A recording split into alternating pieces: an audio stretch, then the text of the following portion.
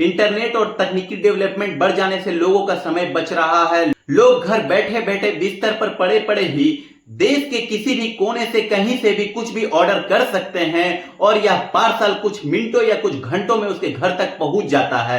लेकिन इस door to door service देने वाले डिलीवरी बॉय के साथ कभी कभी अमानवीय घटना भी देखने को मिलती है। जब उसका फोन छीन लिया जाता है तो कभी उनकी बाइक छीन ली जाती है, तो कभी कभी पैसे देने की बात पर उसे चिक चिक और मारपीट भी की जाती है।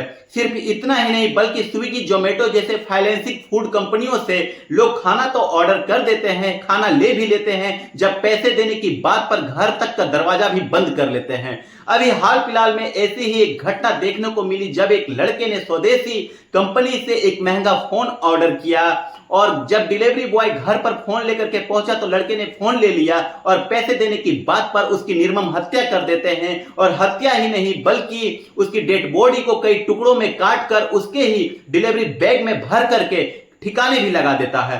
कहां की यह घटना, कौन था डिलीवरी बॉय और किस कंपनी का था, किन लोगों ने उसकी हत्या की, आज की वीडियो में हम इसी घटना के बारे में जानेंगे विस्तार से। आदाब, नमस्कार, सत श्री अकाल। मैं मनोज यादव, मेरा अभिवादन स्वीकार करें। आज की इस सच्ची घटना में आपको बताने जा रहा हूं वह देश की सबसे बड़े सूबे उत्तर प्रदेश की राजधानी लखनऊ की चिन्हाट थाना क्षेत्र की है। निषादगंज की यह घटना है और घटना 24 सितंबर 2024 की है। आज से करीब 12 साल पहले की बात है। उत्तर प्रदेश के अमेठी जिले के सैफई गांव में एक लड़का रहता था जिसका नाम होता है भरत साहू। उसकी शादी होती है। शादी के बाद 4 साल तक वह अपने पत्नी के साथ माता पिता के घर में ही रहता है। लेकिन इसके बाद वह रोजी रोटी की तलाश में प्रदेश की राजधानी लखनऊ का रुख कर लेता है। यहां पर आने के बाद निषादगंज में वह एक भाड़े पर कमरा लेता है और उसी में अपनी पत्नी के साथ रहना शुरू कर लेता है। निषादगंज में ही जहां पर भरत साहू रहता है उसके कुछ ही दूरी पर उसकी मां और उसका बड़ा भाई अपनी बहन के साथ रहते हैं। हिमांशु यहां पर आने के बाद अपनी रोजी रोटी के लिए देश की सब ई कॉमर्स कंपनी फ्लिपकार्ट में डिलीवरी बॉय के तौर पर काम करना शुरू कर देता है। वह पिछले 8 सालों से इस काम को लगातार करते हुए चला आ रहा था।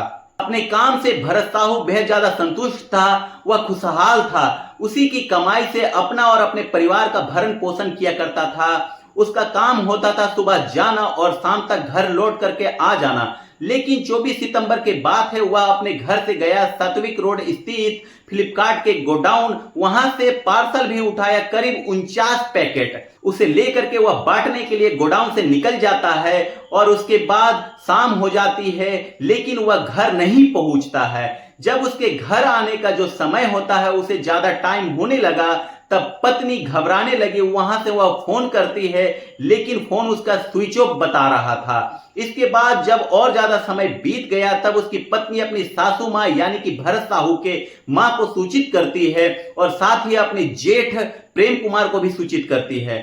तब काफी टाइम जब बीत जाता है तब भरत साहू के भाई और मां लोग परेशान होकर के उसके जो दोस्त यार होते हैं और जो अपने रिश्तेदार होते हैं उन सब से भरत साहू के बारे में पता करती है, लेकिन कहीं भी उसका कुछ पता नहीं चल रहा था। रात भर जब परेशानी में सब समय बिताते हैं लेकिन सुबह होने के बाद 25 सितंबर को प्रेम कुमार जाकर के अपने भाई की गुमशुदगी की रिपोर्ट चिन्हाट थाने में दर्ज करवाते हैं और साथ ही उत्तर प्रदेश के मुख्यमंत्री और उनके सचिव को भी इस मामले से अवगत कराते हैं और रिक्वेस्ट करते हैं अपने भाई की जल्द तलाश करवाने की। इसके बाद पुलिस तलाश में जुट जाती है भरत साहू के, लेकिन 2 दिन तक कुछ भी पता नहीं चलता। फिर तीसरे दिन जब नंबर को सर्विलांस पर लगा करके ट्रेस किया जाता है तब पता चल जाता है कि आखिरी टाइम पर उसकी लोकेशन चिन्हाट थाना क्षेत्र के ही बेवा रोड स्थित एक घर की है। उस घर पर पुलिस जाकर के पता लगाती है और साथ ही भरत साहू के सीडीआर भी आ जाती है। तब तक यह भी पता कर लेते कि लास्ट टाइम भरत साहू की किन नंबरों पर बातचीत हुई थी।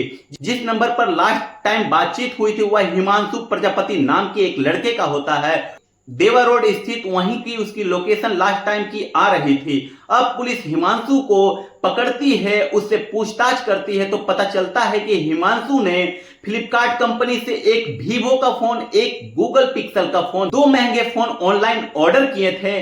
जब भरत साहू फोन लेकर के हिमांशु के घर पर पहुंचा जो डिलीवरी का एड्रेस था, फोन करने लगा हिमांशु को, तब हिमांशु ने फोन उठाया लेकिन घर पर नहीं होने की बात बताई और अपने एक मित्र से कॉन्फ्रेंस पर भरत साहू की बात करवाते हैं, जो होता है गजानन नाम का लड़का। बाद में गजानन फिर पैसे देने की बात करता है दूसरे लोकेशन पर, फिर वहीं पर भरत साहू से फोन मंगवाता है। वहां पर गजानन मिल जाता है, लेकिन गजानन के साथ ही उसका एक मित्र और भी होता है, कमल शर्मा नाम का। दोनों लोग मिलकर के भरत साहू के हाथ से फोन ले लेते हैं और देखने लगते हैं। इसके बाद अपने घर में जाते हैं। घर जाने के बाद काफी देर तक जब वो नहीं लौटते, तब भरत साहू फोन करता है तो फोन का कुछ जवाब नहीं मिल पाता है। तब वह डोरबेल बजाता है, तो डोरबेल से ऊपर से आवाज देते हैं कि अंदर आ जाओ और पैसे लेकर के चले जाओ। इसके बाद भरत साहू पैसे लेने के लिए चला जाता है गजानंद और कमल शर्मा के पास उसके कमरे में, लेकिन वहां से फिर वह लौट करके वापस नहीं आता है। वे लोग उसके हाथ से फोन तो ले लेते हैं, लेकिन पैसे देने की बात पर उसे धमकी देकर के घर से भगाने लगते हैं, जिस पर भरत साहब मना कर देते हैं और अपने फोन या पैसे दोनों में से कोई एक चीज रिटर्न करने को कहता है। वे लोग उसे कुछ भी रिटर्न नहीं कर रहे थे, बल्कि उसके घर के अंदर ही हत्या कर देते हैं। यह घटना घटी होगी लगभग दोपहर के 2:30-3 बजे के आसपास, लेकिन 5-6 घंटे तक वह डेड बॉडी को घर में ही छिपा करके रखते हैं। उसके बाद 8 बजे रात में अपने ही वैगनार कार से उसके डेड बॉडी को कई टुकड़े करके उसके ही फ्लिपकार्ट वाले डिलीवरी बैग में भर करके बाराबंकी से लखनऊ की तरफ बहने वाली इंदिरा नहर में ले जाकर के फेंक देते हैं। यह सारी बातें पुलिस के द्वारा पकड़े गए आरोपी कमल शर्मा ने बताई है, लेकिन उसके शव को शिनाख्त करने के लिए, उसके डेड बॉडी को बरामद करने के लिए पुलिस टीम लगातार प्रयास करती है, लेकिन कामयाबी नहीं मिलती है। आज घटना के 10 दिन बीत चुके हैं, अभी तक भरत साह के डेड बॉडी को बरामद नहीं किया जा सका है। इस काम के लिए पुलिस के साथ ही साथ SDRF यानी कि स्टेट डिजास्टर रेस्क्यू फोर्स भी लगा दिया गया है, लेकिन फिर भी पुलिस के हाथ खाली है।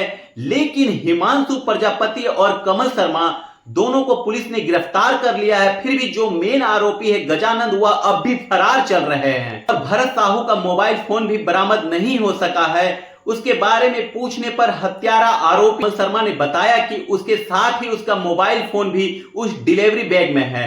फिलहाल दिन दहाड़े इस घटी घटना से लोग हतप्रभ है और इस मृतक भरत साहू के मां और इसके भाई का रो रो करके बेहद ज्यादा बुरा हाल है और वे लोग बदहवास होकर के कह रहे हैं कि मेरा बेटा मुझे चाहिए और मुझे कुछ भी नहीं पता है। लेकिन पुलिस के द्वारा पूछे जाने पर भरत साहू के भाई प्रेम कुमार ने बताया कि जो गजानन नाम का लड़का है वह कुछ दिन पहले उसी फ्लिपकार्ट कंपनी में भरत साहू के साथ काम भी किया करता था, लेकिन कंपनी में लगभग 2.5-3 लाख रुपए के उसने चोरी किया, हेराफेरी किया, जिसकी वजह से कंपनी ने उसे जॉब से निकाल दिया।